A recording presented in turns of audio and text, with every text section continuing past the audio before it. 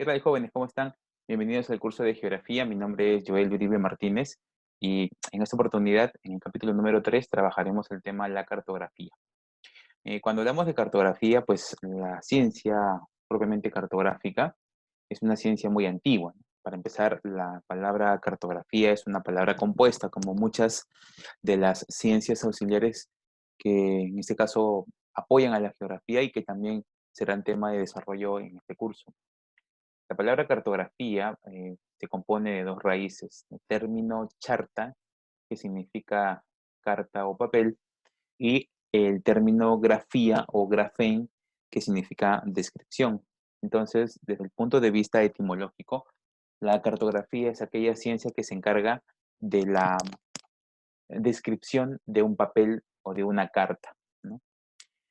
Claro, esto, digamos, llevado a la concepción actual, ¿no? Y también llevado, pues, al momento en el cual se crea este término, porque veremos nosotros que mucho antes de que existiera propiamente el concepto de cartografía o existiera la palabra cartografía, ya existía, por ejemplo, la noción de la representación de la superficie donde habitaba el hombre en diversos escenarios. Recordemos que ya los antiguos pobladores, digamos, antes del desarrollo de las culturas, estamos hablando de los periodos de la edad de piedra, por ejemplo, de la edad del paleolítico, del mesolítico, pues iniciarán ya los pobladores o los hombres de aquel entonces empezaron a retratar sus actividades en las cuevas, ¿no? Es decir, actividades propiamente, como por ejemplo la caza, como por ejemplo la recolección, como por ejemplo sus manifestaciones culturales, ¿no? Sus danzas. Pues ese mismo deseo de retratar el espacio donde habitaba el hombre, porque estas representaciones en cuevas justamente se enfocaban a la representación de actividades cotidianas, pero todavía no había una concepción completa o, digamos, integral del espacio. Se representaban simplemente actividades, pero ya con la cartografía esto va a cambiar. En la actualidad, ¿qué significa cartografía? Bueno, la cartografía es la ciencia, técnica y arte de representar a la superficie terrestre en una superficie plana. Y este documento que sirve para representar a la superficie terrestre se llamará documento cartográfico. ¿Sí? Eh, También entendemos que cartografía es la técnica de representar en forma convencional parte o toda la superficie sobre un plano, utilizando para este fin un sistema de proyección y una relación de proporcionalidad entre el terreno y el mapa, ¿no? Acá en esta definición sí se hace en referencia a dos términos muy importantes que veremos nosotros durante este tema, que será la escala y también será la proyección. La imagen que estamos observando en este momento es la imagen de lo que se considera, eh, digamos, importante dentro de la propia característica o lo que significa, por ejemplo, la relación de las actividades, actividades económicas, ¿no? Cuando hablamos justamente de las actividades económicas, estamos hablando nosotros de la, bueno, agricultura, ganadería, que son las más antiguas, ¿no? Entonces aquí tenemos la representación de lo que vendría a ser pues el mapa más antiguo o uno de los mapas más antiguos durante la cultura mesopotamia en Babilonia, pues esta tabla o mapa de arcilla pues tendría esta característica, ¿no? De la representación de un océano y alrededor de ella las regiones descritas de manera cuneiforme. Entonces estamos hablando justamente de este espacio, de la representación física de estos espacios. Veamos. Cuando hablamos de los documentos cartográficos, tenemos que describir en primer lugar al globo terráqueo, ¿no? ¿Qué es el globo terráqueo? Bueno, el globo terráqueo vendría a ser una, eh, una representación cartográfica que tiene como característica, digamos, afín o más representativa o sobresaliente, que es una representación cartográfica que mantiene las partes en este caso, propiamente de la Tierra, ¿no? Entonces es un aspecto muy importante. Conserva las áreas, conserva las distancias de la Tierra, tanto zonas continentales como zonas oceánicas. Una de las limitaciones de los globos terráqueos es que son representaciones que no permiten observar todos los hemisferios de forma completa, ¿no? Es decir, siempre vamos a poder observar, pero un porcentaje de un hemisferio. No vamos a poder observar al 100% los dos hemisferios. Esa es una de las limitaciones. Otra de las limitaciones que contienen los globos terráqueos es que la información que brindan o que poseen, pues es una información muy limitada. ¿Por qué? Porque como tenemos que representar a la superficie terrestre y estos son pues espacios continentales e insulares que han sido poblados por el ser humano, entonces enumerar cada uno de estos espacios o dar la nomenclatura de cada uno de estos espacios definitivamente van a ser eh, acciones muy, muy particulares. Entonces, no cabe el escenario o la superficie para ello, ¿no? Eso es por un lado.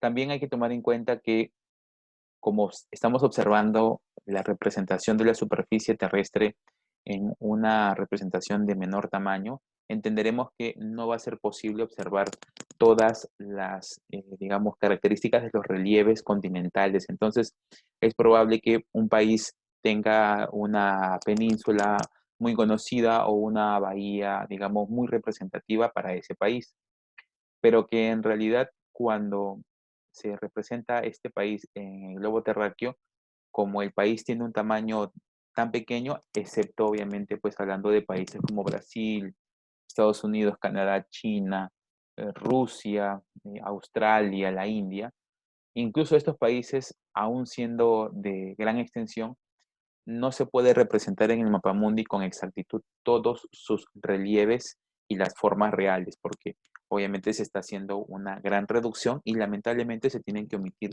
ciertos detalles del espacio de la superficie propiamente. ¿Qué más? Tenemos, por ejemplo, que siempre se utiliza una escala pequeña, es decir, tendremos que escala pequeña porque hay una gran reducción de la información de los espacios, es decir, se ha tenido que reducir en mayor tamaño, pues, la superficie terrestre, y es por eso que estamos hablando de una escala pequeña, ¿sí? En cuanto al globo terráqueo, propiamente no es considerado un documento cartográfico. ¿Por qué no es considerado un documento cartográfico? Porque, por definición, los documentos cartográficos son representaciones de la superficie terrestre sobre una superficie plana. Entonces, el globo terráqueo no es plano. El globo terráqueo es una representación, pues, con forma esférica. Entonces, digamos que desde el punto de vista estricto de la definición de cartografía, no cumpliría con la definición de documento cartográfico. Otro aspecto importante del globo terráqueo es, por ejemplo, su condición de bidimensional. ¿Qué significa esto? Significa que este globo terráqueo o esta representación utiliza la latitud y la longitud, ¿no? Esto es muy importante porque la latitud y la longitud nos permite pues identificar los trópicos, los círculos polares y con ello saber qué territorios del planeta están en zonas tropicales, en zonas templadas o en zonas polares. Es una explicación. Siguiente documento cartográfico son los mapas. Los mapas pueden ser temáticos y obviamente pues contienen información también reducida. ¿Por qué? Porque los mapas tratan de representar toda la superficie terrestre. Sin embargo, existen ciertas limitaciones, por ejemplo, con lo que es la información, ¿no? Por ejemplo, allí estamos observando en la imagen, pues la representación de el mapa mundi, ¿no? Mapa del mundo, pero obviamente pues allí estamos observando que tiene también algunos problemas, algunas limitaciones, como por ejemplo, ¿cuáles serían? Serían las, las formas o los tamaños de la superficie.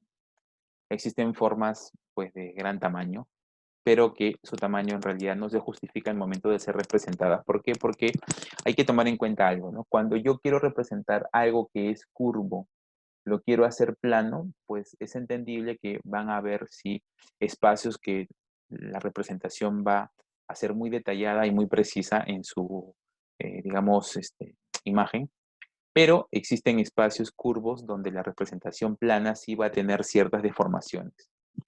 Entonces, esto es lo que justamente ocurre. Es como, por ejemplo, para que podamos hacer la comparación, tratar nosotros de aplanar la cáscara de una naranja, por ejemplo. Vamos a imaginar, cortamos una naranja por la mitad, extraemos todo el contenido, el jugo, las grajeas, todo, todo, todo. Y ahora esta cáscara que es curva, yo la quiero hacer plana. Claro, si ustedes aplican fuerza, obviamente que ustedes van a tener toda la capacidad para poder aplanar la cáscara. Pero lo que sí es cierto es que la cáscara, cuando esté aplanada, no va a tener la misma forma. ¿Por qué? Porque obviamente pues la cáscara, una cáscara que es curva, cuando se aplana, van a haber sectores que se van a deformar o sectores que se van a cuartear en todo caso, ¿no? Esa es una característica. Siguiente. Acá hay algunos ejemplos de mapas, por ejemplo, mapas geográficos, sísmicos, volcánicos, mapas turísticos. Acá tenemos después los documentos cartográficos, tenemos con la carta geográfica. En la carta geográfica representa áreas y territorios regionales, o sea, áreas de menor tamaño que los mapas. No pueden verse ambos hemisferios, obviamente porque ya las áreas son más pequeñas. Contienen información abundante, hablamos, por ejemplo, de espacios tanto naturales como espacios poblacionales. Tienen un menor nivel de deformación porque en la carta ya, digamos que se acerca más a los tamaños, digamos, originales de los relieves. Entonces hay una, digamos, mayor cercanía, mayor nivel, ¿no? ¿Qué más? Utilizan una escala mediana por el espacio que van a representar. Utilizan curvas de nivel. Las curvas de nivel son estas líneas que ustedes están observando, tanto de color blanco, de color celeste, ¿no? Estas líneas de color blanco y de color celeste van a mostrarnos cuál es la forma en la cual se, digamos, diversifica el tamaño, ¿no? Es así como nacen las curvas de nivel. Por ejemplo, vemos en la imagen cómo espacios donde la altura es muy empinada, pues las líneas que van a representarte en la parte baja son también muy cercanas. Pero en los espacios donde la elevación no es tan empinada, entonces las áreas van a representarse con un mayor alejamiento. Estas se llaman las famosas curvas de nivel. Estas curvas de nivel nos dicen, por ejemplo, cada cuántos metros va subiendo un territorio. Entonces eso también nos habla de una característica muy importante, que las cartas geográficas también nos hablan de la altitud, de la longitud y latitud. Ahí está otro ejemplo, en el siguiente imagen. Por último tenemos los planos, que los planos son considerados también documentos cartográficos, son para áreas netamente pequeñas, conservan todos los detalles, información abundante, una deformación mínima y utilizan una gran escala. Muy bien. Digamos que el caso más cercano para nosotros son los planos de las casas. Nosotros vivimos en una casa donde, obviamente, para poder vivir en ella se ha tenido que elaborar planos, ¿no? Donde se establezca pues, las conexiones de luz, de agua, desagüe, etc. Muy bien. ¿Cuáles son los elementos básicos de la cartografía? Tenemos en primer lugar las proyecciones cartográficas, que se entiende pues la red de meridianos y paralelos que se van a intersectar. Ustedes pueden observar en la imagen las líneas horizontales y verticales de color azul. Esas vendrían a ser las, en este caso, las coordenadas, las redes ordenadas. Las líneas horizontales serían los paralelos y las líneas verticales serían los meridianos. Dice, es un sistema de representación gráfica que establece una relación ordenada entre los puntos de la superficie curva de la Tierra y los de una superficie plana. ¿Está? Es una correspondencia biunívoca. ¿Por qué? Porque hay latitud y longitud entre los puntos de la superficie terrestre y sus transformados en el plano llamado plano de proyección. Existen básicamente, pues, distintos tipos de proyecciones. Hay algunas proyecciones que se clasifican por la propiedad que conservan y tendríamos las siguientes, ¿no? La proyección conforme, que conserva la forma, la proyección equivalente, que conserva el área, la proyección equidistante, que conserva la distancia, ¿no? Cuando hablamos de forma, ¿qué significa? Que la forma que tiene originalmente el continente es la misma que va a tener en el mapa, ¿sí? En el caso de la proyección equivalente, el área, el tamaño que tiene originalmente la, la zona continental expresada va a ser la misma, pero ya la forma va a variar. ¿Por qué? Porque obviamente vamos a priorizar que el tamaño sea el mismo, pero las formas, es decir, los relieves, los bordes sí pueden ser distintos. Y por último tenemos la proyección equidistante, que conserva las distancias, es decir, en escala, la distancia de un punto a otro se sigue manteniendo en el mapa. Por último tenemos la proyección afiláctica, que es una proyección que, digamos, no conserva ninguna de estas tres condiciones o características. Bien, jóvenes. Entonces, pues estaremos continuando con el video en una segunda parte. Gracias.